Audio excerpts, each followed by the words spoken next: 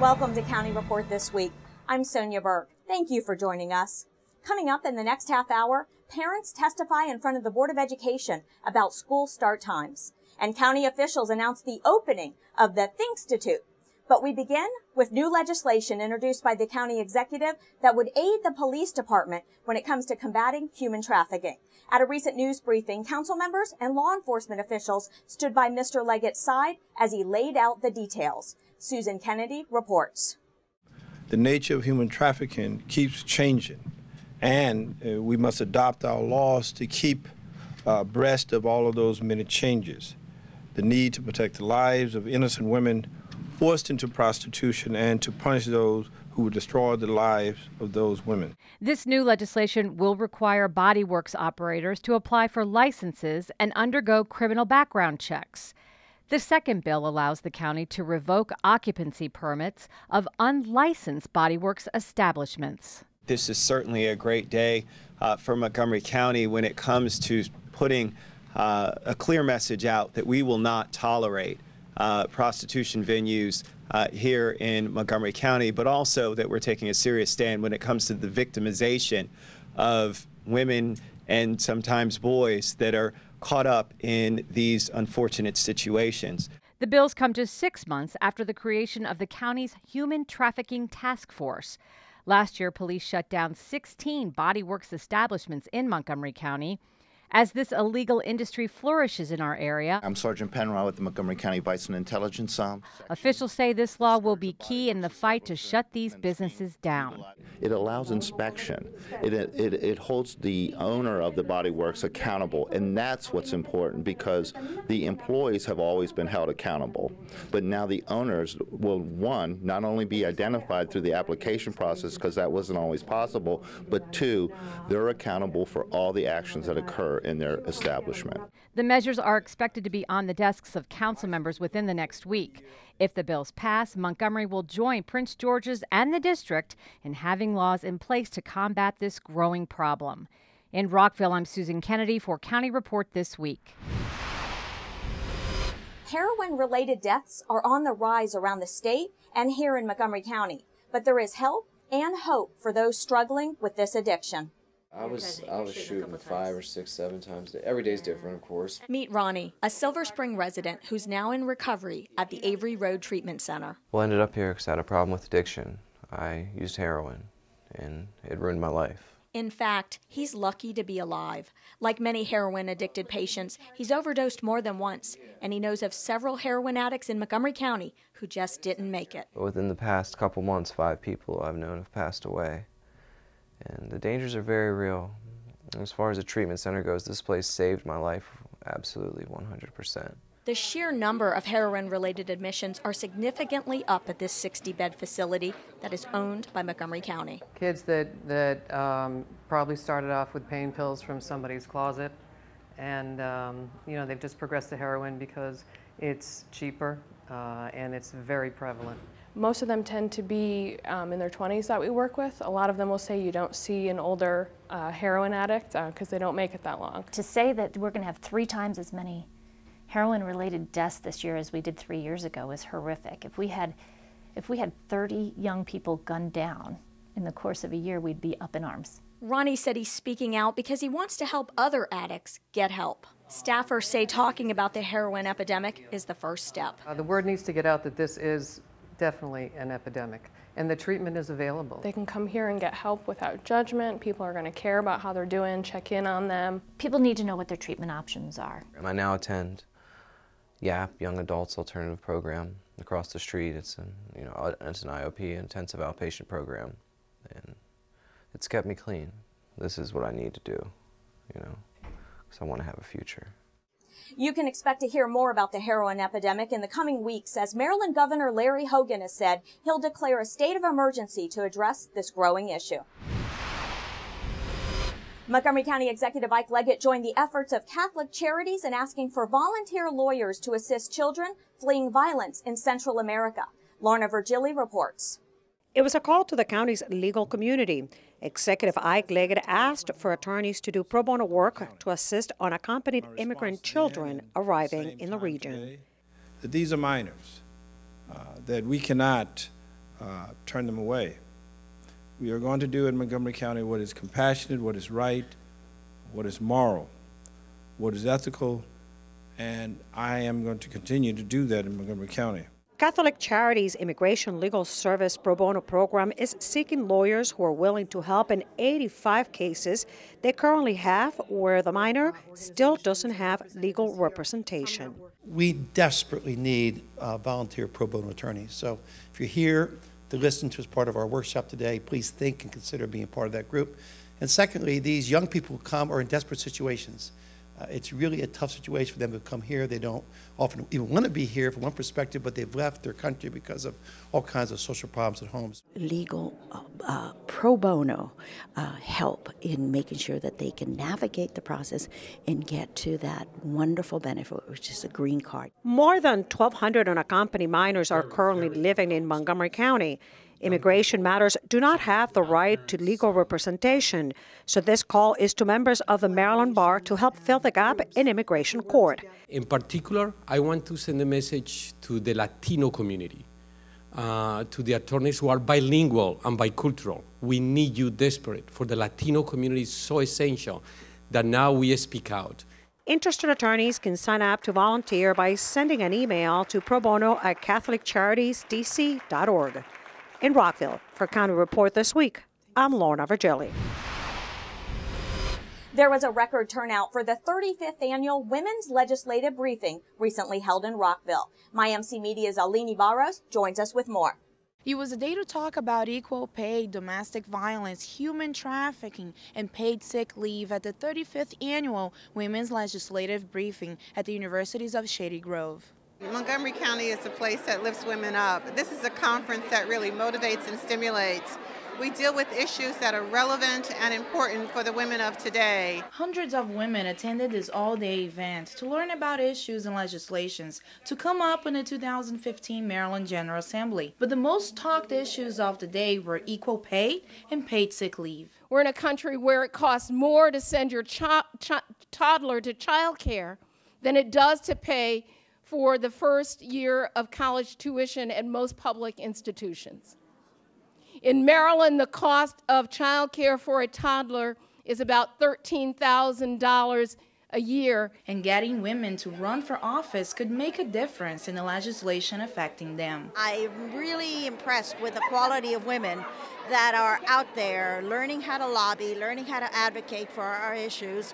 And then what I'm hoping for is more women candidates running for office.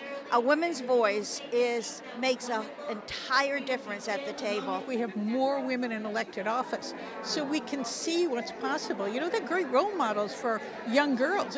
You can't imagine, you can't hope for what you can't see. Now they can see women leaders and they can think, I can do that. Legislators also stressed the importance of creating a united platform to advocate for these issues. But not just the issues, but how to organize and mobilize and strategize around getting that agenda through, both at the state level and in the federal level. My hope is that women will continue to do that, to stay apprised of the issues, advocate, advocate, advocate, and run for office. For County Report This Week, I'm Alini Barros. Coming up on County Report This Week, Tacoma Park is in the running for a $5 million energy prize. Montgomery County Executive Ike Leggett announces the opening of the Thinkstitute. And later, local parents, students, and teachers testify about school start and end times. Stay with us. County Report This Week will be right back.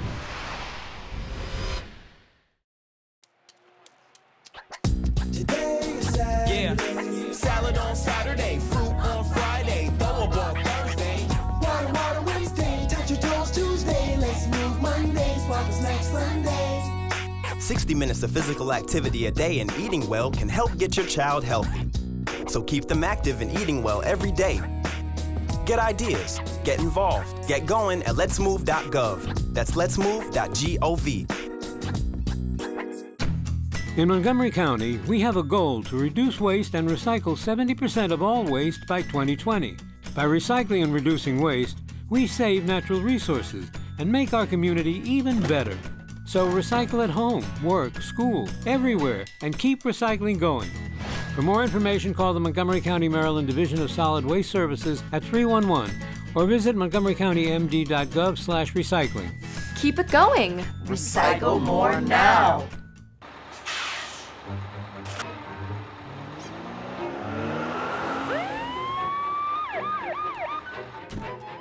Hey, mister, down here. You illegally passed the stop school bus. I'm placing you in timeout, and this timeout means big fines, plus you really could have hurt somebody. That's why school buses are being equipped with video cameras to help kids like me stay safe, so respect the bus. Welcome back to County Report This Week. I'm Sonia Burke. In response to the arrival of transportation companies such as Uber and Lyft, the Montgomery County Council is introducing 3 bills to address some of the issues the taxi cab industry is facing. And as Susan Kennedy tells us, council members want to ensure a competitive market while providing safe and convenient services. Susan? That's right. Council members hope by establishing these bills, they will create a level playing field for all taxi service companies. The bills were the subject of a work session for the Council's Transportation and Environment Committee. Councilmember Hans Reamer says what the Council is attempting to accomplish is complicated. The concern, of course, would be that the rules that we impose on Uber become so strict that Uber says, well, we're pulling out, and that's not what we want. On the other hand, we want to be able to assure residents that when they get into that car, that the highest standards of safety are in effect. Some of the regulations that have been proposed in the legislation include who can get licenses and would require companies like Uber and Lyft to meet certain registration requirements. As Roger Berliner tells us, there has been some pushback from those companies in what is being asked of them, specifically requiring drivers be fingerprinted as part of their registration. Uber and Lyft resist that. They believe that their background checks are actually superior to what communities across the country have required on fingerprinting. I don't think our committee is convinced of that, particularly insofar as it costs $35 and you get it in 72 hours. We don't see why that's such a significant impediment to someone becoming a driver in this way. One of the bills addresses how Uber and Lyft has affected taxi cab companies here in the county. Council members say their arrival calls for legislation that assists the existing taxi cab companies in adapting to the changing marketplace. The private sector is proving that there's a better way to provide this service. And Uber is better than the traditional taxi model. I don't think there's any question about that. And so what are we going to do in that environment? Are we going to, shut out the better service model because it challenges some of our notions about how things should be done? Or are we going to adapt, and keep moving forward? And I think we should be moving forward. In Rockville, I'm Susan Kennedy for County Report This Week. Maryland Governor Larry Hogan recently released his fiscal 2016 budget that shows across-the-board cuts in categories such as education and libraries in an effort to erase a projected shortfall in state funds. The proposal also slices the nearly $1 million the county got last year from the state to repair potholes. It will clearly affect our ability to patch potholes, and the Transportation Committee will discuss that in the course of its budget.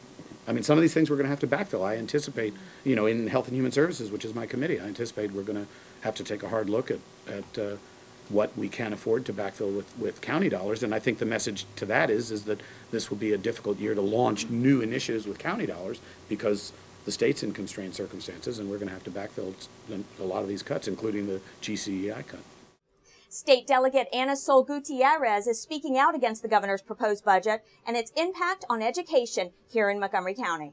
I am very disappointed with his starting out with cutting what I think is one of the most important aspects. As you heard me talk about education, Montgomery County, Prince George's, Baltimore, really a number of counties have a higher cost because it's more expensive to live there. It's more expensive to do everything there.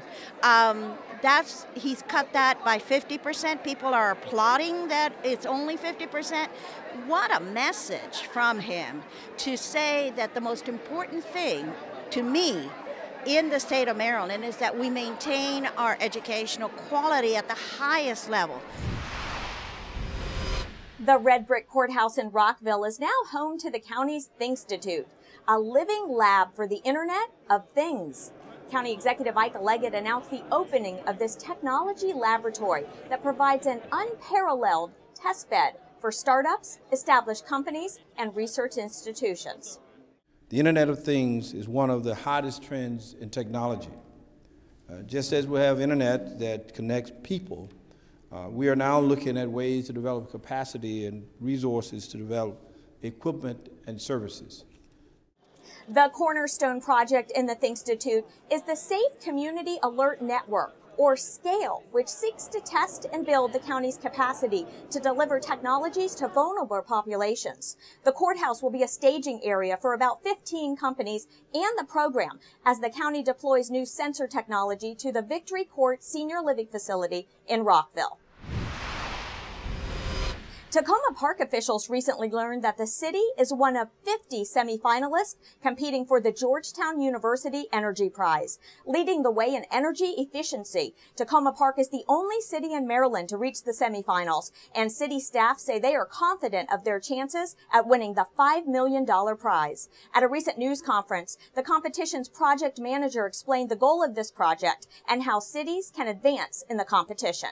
Energy efficiency is the cleanest, most accessible form of fuel available to us. We don't have to build new power plants. We don't have to change our fuel mix. We just save energy. And yet, we waste more than half of the energy that we produce in this country. The actual energy metric is pretty simple. We're taking the aggregate electric and natural gas usage for the residential and municipal sector. So, public buildings and homes, electric and natural gas. We're adding that up, dividing by the number of people served by those utilities in the community. And so we can compare communities of somewhat different size across the country. We'll also be normalizing for weather and climate and some other things like that. It's a reduction in that energy usage over the next 2 years. We'll take those top 10 or so communities, and they'll enter the final round. What we're looking for in that round is not just the energy saving, it's the models, it's the innovation, it's the ideas that can be replicated and scaled across the country. Anyone familiar with Tacoma Park knows that we have a reputation for being a haven for environmentalists and activists. Tacoma Park Mayor Bruce Williams and Sustainability Manager Gina Mathias also talked about why they like the city's chances in this competition. In particular, we're in a strong position on this because we have a history over decades now of innovating in ways to reduce energy and be a more sustainable community. We already have some cases where residents are getting together trying to form solar cooperatives and things like that. So I think more of those types of things will make it a lot easier for us to do. We want to help residents start saving energy at home. That is going to be the first and the foremost way that Tacoma Park will win the $5 million prize. We are environmentalists and activists, and the Georgetown Energy Prize is such a great way for our residents to rally together and to make a big difference in the community. For more information about this national competition, visit the Georgetown University Energy Prize website at guep.org. I'm Rockville 11's Chloe Leschner. Coming up next, we'll take you to the Glenview Mansion for the 16th Annual Wedding Expo, when County Report This Week continues. And later, our Pet of the Week. Stay with us. County Report This Week is coming right back. This message brought to you by FEMA. Home fires occur most often in winter. Keep anything that can catch fire at least 3 feet from heating equipment. And never use an oven to heat your home. Stay in the kitchen when frying, grilling, or broiling food. Turn space heaters off when you leave the room or go to bed. Make sure all vents are clear of snow and ice to allow carbon monoxide to vent outside.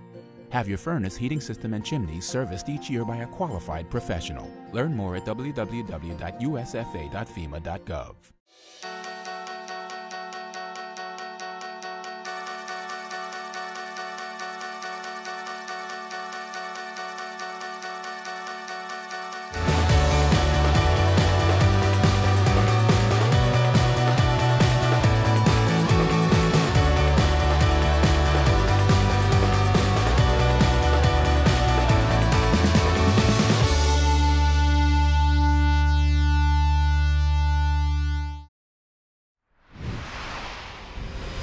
Welcome back to County Report This Week. I'm Sonia Burke. The clock is running out on the debate whether the Montgomery County School Board should adjust school start times. Board members have heard from the public, and now the decision is in their hands. MyMC Media's Krista Brick has the story. Montgomery County is no longer leading the way. We're falling behind. If we don't make school start times later, we're putting our kids at a disadvantage. Montgomery County Public School students, parents, and teachers are weighing in on when school should start. At a recent school board hearing, here's what they had to say. Even for me being an early riser, it's horrible, and I have to push myself every day to get out of bed instead of just rolling back over and going back to sleep. I always feel tired at school, and just today I witnessed a kid in my third period fall asleep on his desk while the teacher was talking to everybody. It's a lot of fear of change, but after-school activities adjust, parents' schedules adjust, sports adjust. Advocates for a change in school start time use posters like these to show the school board they have a message, and that message is that sleep deprivation is causing health and safety concerns for the students. The options? Shifting all start times by 20 or 35 minutes. Starting elementary school first. Splitting the high school day. Adjusting just the high school morning start by 50 minutes, making no change but adding some flexibility to high schoolers' schedules. Some of the proposals come at no cost, and others have a $6 million price tag, mostly to pay for transportation. But this high school teacher says a bell times shift could have a negative effect on staff who live in other counties, and the effort doesn't really address the big issue causing lack of sleep. There's only 24 hours in a day, and our students are very much overcommitted, and that they need to deal with the root of the problem is that they don't get enough sleep because they're doing too many other things or have a big academic schedule. School board members haven't yet put this issue to bed. Right now, if I had to vote, I'm leaning towards the 35-minute, extending the bell times by 35 minutes. We have not heard from many elementary folks, but the proposals that are still under consideration are those that move everybody back. But I think we need to find some relief for our high school and middle school students. The board will accept written feedback on the issue until February 2nd. A decision is expected February 10th. For County Report This Week, I'm Krista Brick. The historic Glenview Mansion was the perfect setting for the City of Rockville's 16th annual Wedding Expo. Rockville 11 has the story. Love is in the air at the 16th annual Wedding Expo. With over 30 vendors, this is a one-stop shop for anyone planning a wedding or special event. Guests met event planners, decorators, and caterers and looked for cakes, invitations, flowers, and even dresses. I think what really sets us apart is that because we are a mansion, we can only allow a certain amount of vendors into the space. So it's really accommodating for our guests to be able to talk one-on-one with the different vendors and procure some of their services for their special day. The personal aspect of the expo made it an enjoyable and comfortable place to start the planning process.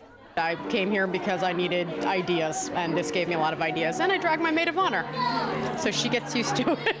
It's really cool. I've learned a lot, seeing different things like the photo booth over there. Yeah, I would have never thought of that before, but I absolutely have to have it now. The event wasn't just open to those getting ready to walk down the aisle. People have milestones in their lives all the time. It can be for birthdays, it could be for brisses, it could be for just ceremonies or receptions. It can be for conferences or networking events. So really, the vendors you see here today can be used for any type of event you may have. Many guests left feeling that the historic mansion could be the perfect spot for their celebration. It's actually, if I wanted to have my wedding here, it's nice to look at the mansion also. Well, the mansion is gorgeous. When you rent out the mansion, you get the entire mansion, first and second floor. The second floor is an art gallery, and of course it includes the formal gardens, which is absolutely spectacular in the spring and the fall and the summer. If you missed the event, you can always schedule a tour of the Glenview Mansion. For more information, go online to rockvillemd.gov/Glenview or call 240-314-8660. For County Report This Week, I'm Chloe Leschner. Coming up on County Report This Week, these third graders attend a performance at Imagination Stage. Plus, you'll meet our Pet of the Week. Don't go away, County Report This Week is coming right back. Did you know there are more than 10,000 county government phone numbers? But there's only one number you need to remember for non-emergency calls, 311. MC 311 is Montgomery County government's online telephone information system. Need information? Have a problem or complaint? Trying to locate a county government facility? Call 311. The call center is open Monday through Friday, 7 a.m. to 7 p.m. The website is available 24 hours a day, 7 days a week.